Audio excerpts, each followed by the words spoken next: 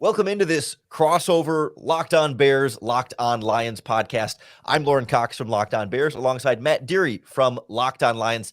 It is Crossover Thursday, and as always, Crossover Thursday is brought to you by PrizePicks, the easiest and most exciting way to play daily fantasy sports. Go to prizepicks.com/LockedOnNFL and use our promo code LockedOnNFL for a first deposit match up to $100. Matt, let's start with the big storylines just a few weeks away, a few weeks from having just done this before. Things haven't changed a lot for these two teams, I don't think, but I can't help but feel like for both teams entering this matchup, you look at what happened in the first game and want to do things differently for at least the majority of the game for the Lions and for the end of the game for the Bears. I mean, I would say here in Detroit, the storyline is, when they went into that Bears game a couple of weeks ago, they were off a very bad performance against the Chargers on defense, still won the game. And everybody thought, all right, Justin Fields and the Bears offense coming into town, no worries, they'll bounce back. And they didn't. Should have lost that game. I mean, the Bears handed the Lions that game. Jalen Johnson dropping the pick six would have ended it. The kid that dropped the pass on the Fields bomb at the end of that game, he makes that catch, the game ends. So the storyline for the Lions is they're in good shape, still going to win this division at 9-3, playing pretty good football. But that defense over the last 4 weeks has allowed 26 points or more in all 4 games.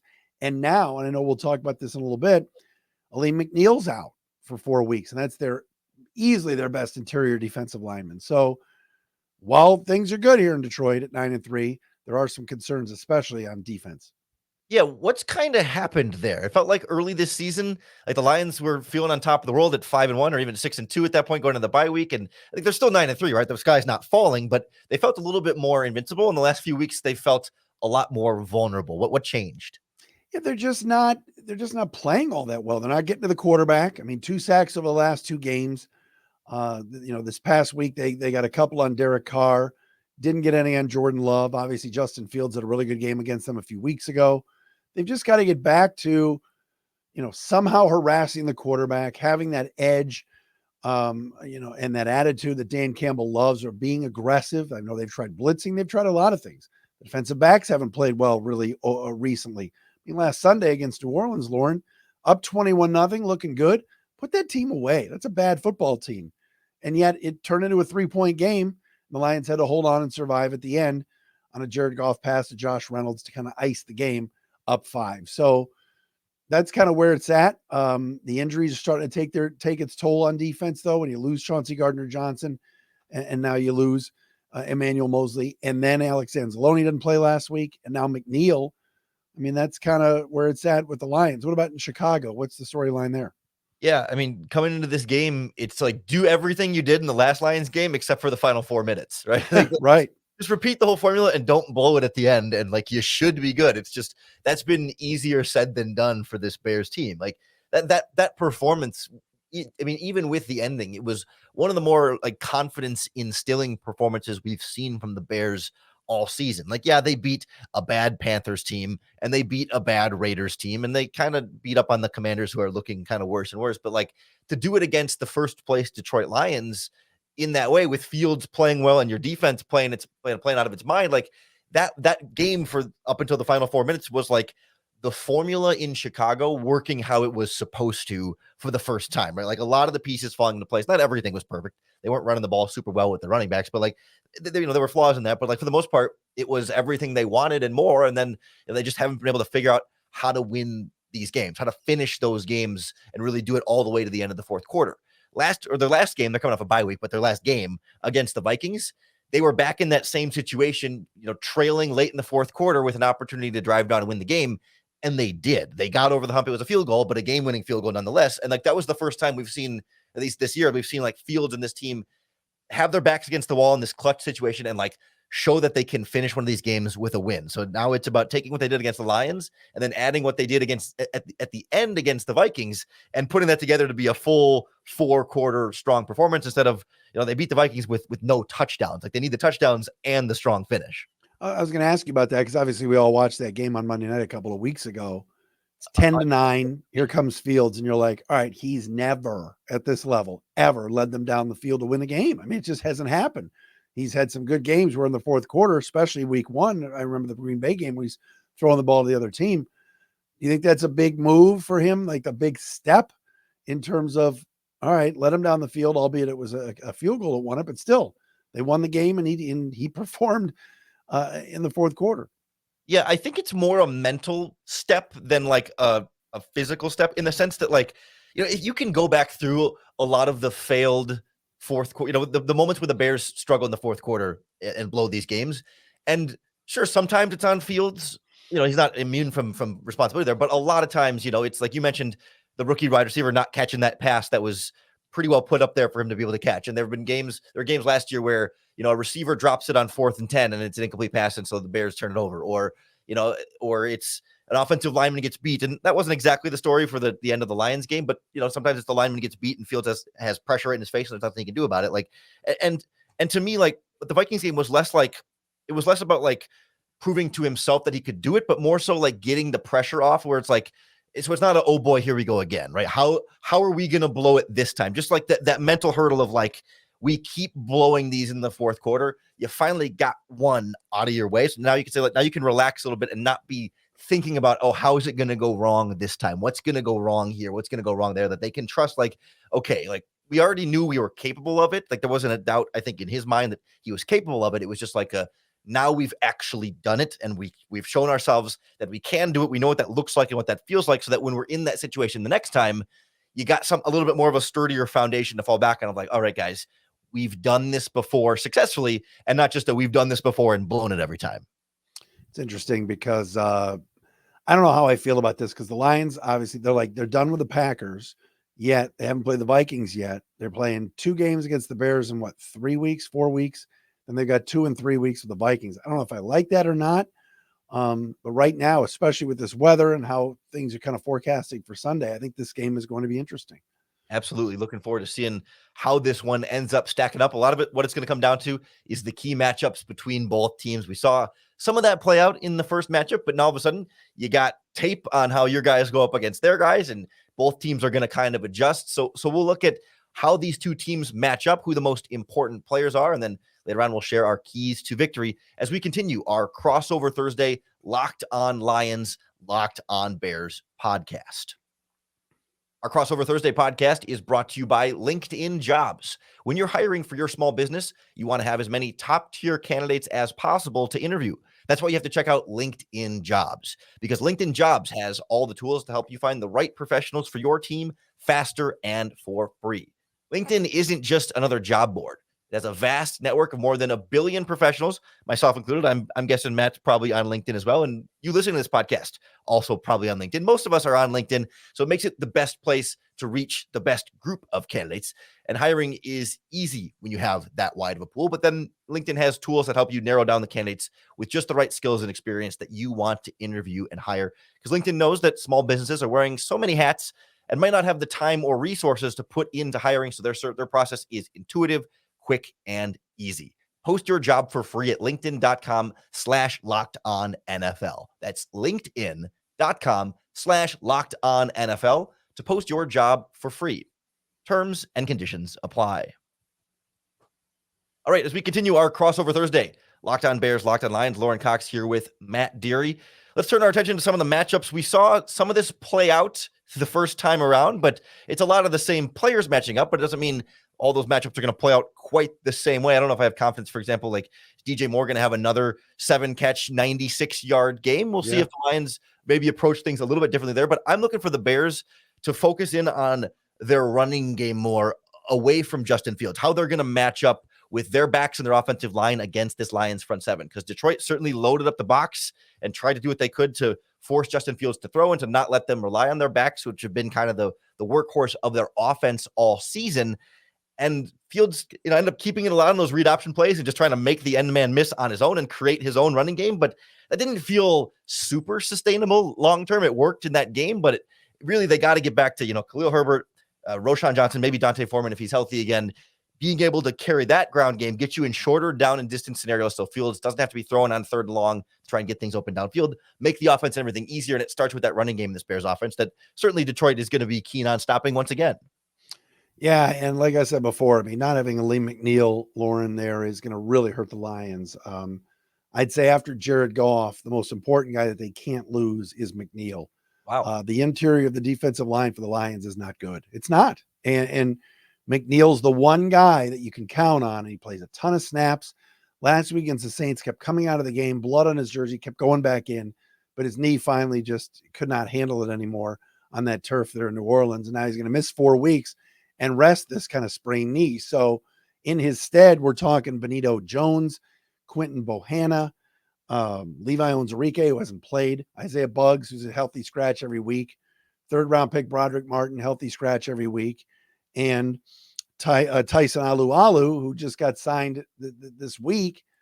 That he was out of football. Was with the Steelers last year, and he's 36. So that's a big loss. And so if I'm the Bears, I'm thinking we are going to run.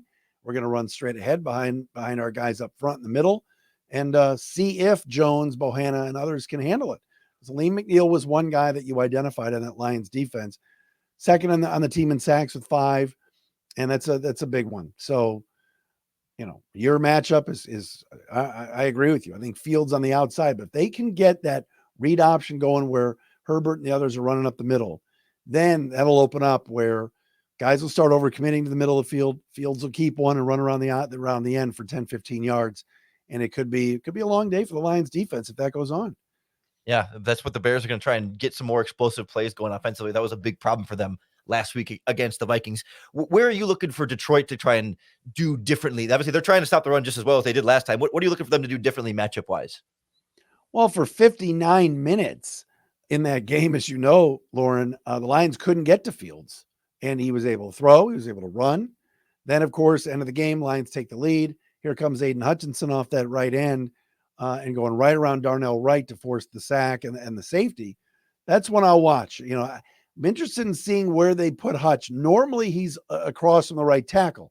This past Sunday against the Saints was the most I've seen him all year, playing on the right side of the Lions defensive line, left side of the Saints offensive line. So Jones and Wright certainly left their hands full with Hutchinson. He's had a really good year. At least if you think of PFF terms, getting to the quarterback, sniffing the quarterback, only 5.5 sacks. I'll be interested in seeing how Hutch does this week, because obviously that last play is still going to be in Darnell Wright's mind a little bit, because for the most part, that rookie played pretty well against Hutchinson. But, end of game, he got toasted. And, of course, Hutchinson got to Fields and forced the safety. So I'll be watching that. I think that should be interesting. He's been the one guy that's been very consistent in terms of pressures, some quarterback hits, not exactly a lot of sacks, but enough that he's the threat there. That'll be a fun matchup to watch. You mentioned Aleem McNeil. Are there any other major injuries in Detroit that we should be keeping an eye on? The Bears are coming off a bye week and say pretty much we're as fully healthy as we could be. We're expecting pretty much everybody who's been hurt to be back at 100%. Any other question marks or potentially important players that are on the fence here for Detroit this week? Alex Anzalone, Lorin, missed last week with a hand and wrist injury. It's still wrapped up at practice, but I think he's going to play. He's easily their best linebacker. Jack Campbell last week had the green dot and did a pretty nice job as a rookie. He was a top 5 performer on PFF last week, so he did okay. But Anzalone's a guy, especially against that run when you talked about, jamming it up the middle and seeing if the D tackles can handle it. The next line of defense there is Anzalone. He's been pretty good this year. I think he'll play, but he may have his hand kind of wrapped up a little bit. They said it was going to be a couple weeks a week ago, and yet from what I'm hearing, I think he'll be out there. But other than that, I think they're okay on the injury front. Offensively, they're healthy, and it's just going to be a matter of, in this game, how Jared Goff handles cold weather. I mentioned it on my Wednesday show on Locked On Lions about, 7 interceptions, 7 touchdowns in his last 11 games with the weather below 40 degrees. Wow. He won a game last year in Green Bay in Week 18, as you know. Out-dueling Aaron Rodgers wasn't his greatest statistical performance, but we'll see how he does in this weather and if the winds play a factor at Soldier Field. Yeah, I think those turnovers were obviously they were a huge part of the last game, and I think they're going to be a huge part of deciding what happens in this one. We'll go through that and some of the other keys to victory in this upcoming matchup as we continue our Crossover Thursday, Locked On Bears, Locked On Lions. Our Crossover Thursday podcast is brought to you by one of our new sponsors, the Skylight Picture Frame. Their digital frames are super cool.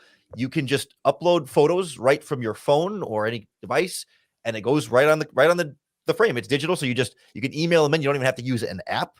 and right away they show up, and then you can see them and show them in your house. Like, to me, this is what hanging pictures in your house is all about in 2023. It's a great Christmas gift option, or whatever holiday season you celebrate. If you're looking for a gift, a Skylight digital frame is a great option here. Super easy to use, touchscreen, all right in front of you there. They've got thousands of great reviews online, and they're so confident that you'll love your Skylight frame that they offer free 120-day returns.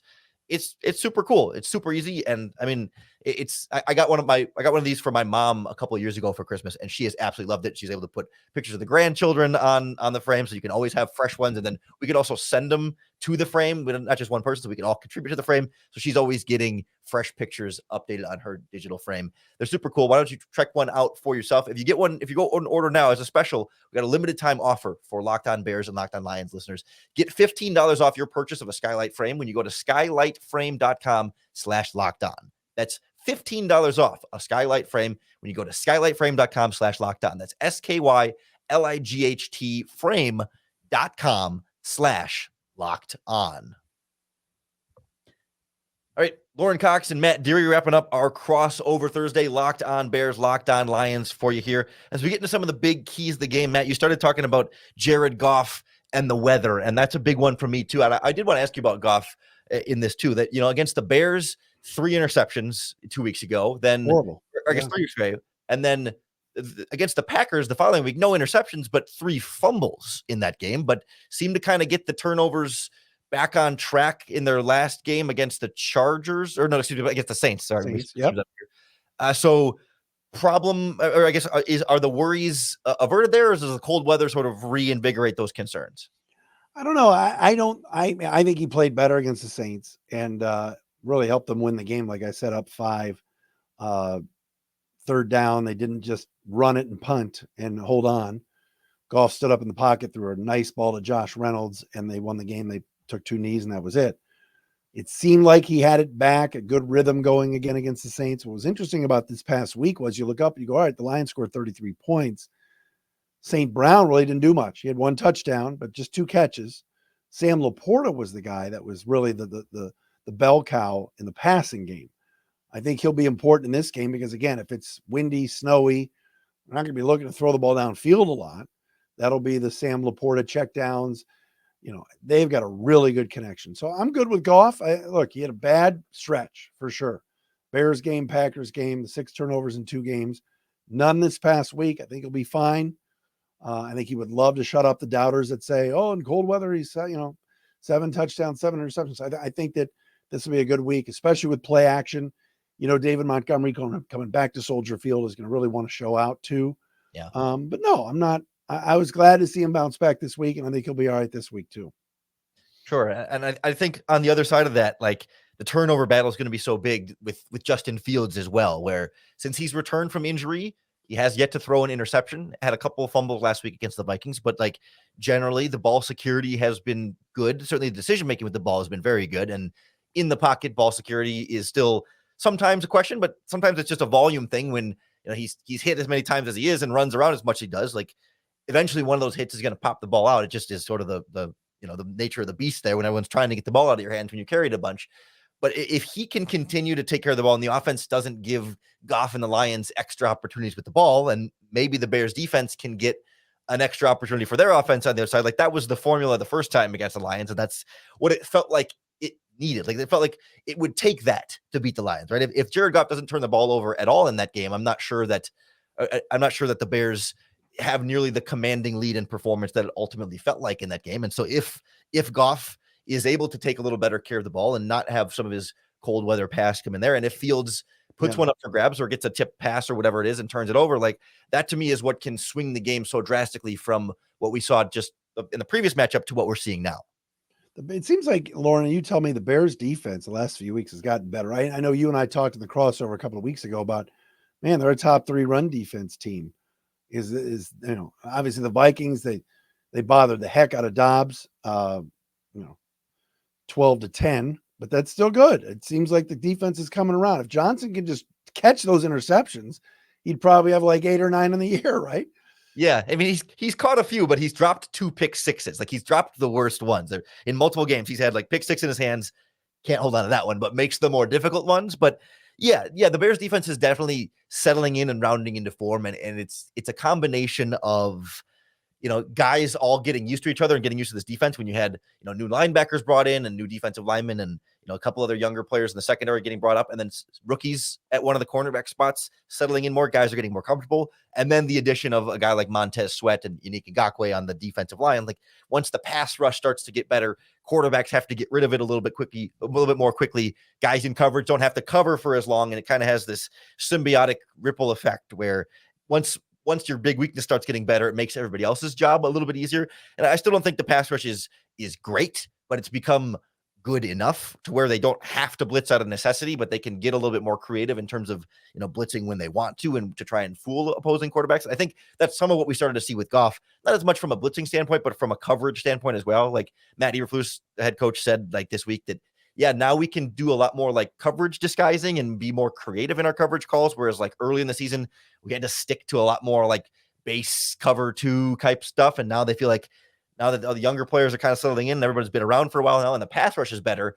Okay, let's mix things up a little bit more and not make it as clean for the quarterback of a read on the other end. And that started building up more and more like over the last handful of weeks. And now, fresh off of a bye week, you wonder what they might have up their sleeve or what kind of adjustments they might make, because they tend to be pretty in the short Matt Eberflus era. They've tended to be really strong after a bye week or after a Thursday night football game when they have like an extended mini bye week to prepare. They've done well with those opportunities. Keys for me, Lorin. I mean, the Lions have got to stop the run. I'm concerned about the McNeil thing. We've touched on that. Turnovers. Lions didn't turn it over this past week against the Saints. Saints obviously had the interception from Brian Branch off a tip pass, and then the Derek Carr lost fumble when the guard hit him coming out. So Lions win the turnover battle. I think they win. Certainly, if it gets to the point where it's windy and, oh my gosh, the ball, Jared Goff finding St. Brown and Laporta for those safe 5, 6, 7-yard chunks. Then you mix in Montgomery and Gibbs in that ground game. As long as they can stop the run, I like the Lions' chances. But, I was much more confident at Ford Field than I am now going into this game. What about some keys for you guys? Yeah, I feel similarly confidence-wise, where I was much less confident going into Ford Field, but bringing in a little bit more confidence now, having seen how these two teams match up earlier. I agree that, the turnover battle is always important, but I feel like when the margin of error is as small as it is for this Chicago Bears offense, it becomes that much more important. Like, it's different when you have Patrick Mahomes and, you can overcome losing the turnover battle here and there because you got a quarterback that can just do incredible things at all times. But yeah, it's about not putting Justin Fields in these positions where he has to be the hero all the time. It's running the ball. It's taking what the defense gives you. It's being ahead of the sticks, not being in long down and distances, and being able to then be multiple as an offense. And if the offensive line can protect them as well as they did in the first Lions matchup, where like you were saying, they didn't really get to him until the very end of the game. Like, that goes such a long way for this Bears team. They just have consistently struggled in recent weeks of like fully taking advantage of the opportunities that other teams have given them. Like when they get a turnover, getting touchdowns out of that and not field goals. Like that's where I think the Bears are looking to kind of take that step forward. It's like, okay, make the most out of these turnovers that the defense gives you. Or when the defense makes a big stop, do something a little bit extra with it. And I think that's where the Bears are looking for in this game. The one thing I'll say is that with the weather being a concern, like you said, the Lions have given up at least 26 points in the last 4 games. I don't feel like the Bears are primed to score another. I don't either. 33 one or whatever, or 26 in that game, and the Lions had 31. Like, to me, this is probably going to be a lower scoring game for both teams just because of the environment. I agree with that. I think that you're looking at 30 degrees. I could see a scenario where this is a 20-17 final. I think the defense will play better. I still think they'll get gashed against the run a little bit with no McNeil, but if they can hold them to field goals like the Vikings did. The Bears win a game without any touchdowns at all. Couldn't hear Jeff Joniak do our touchdown Bears. I love that. But I think that I do see a 20-17 game. I see a close game. I see a low scoring game with the weather as a factor and just where both teams are right now. Yeah, I agree. Something similar like that. I'll just to give it a weird score, I'll go 19-13